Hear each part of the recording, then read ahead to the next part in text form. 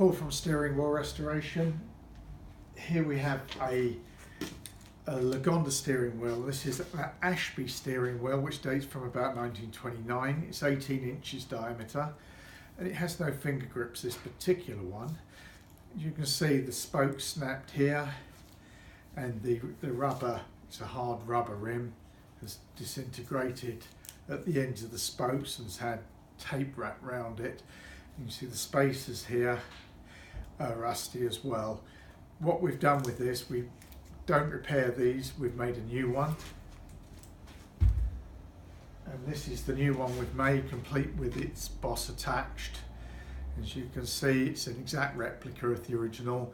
It has these little bell end features on the end of the spokes here, the round spacers on the spokes, and say that's an 18-inch Ashby steering wheel.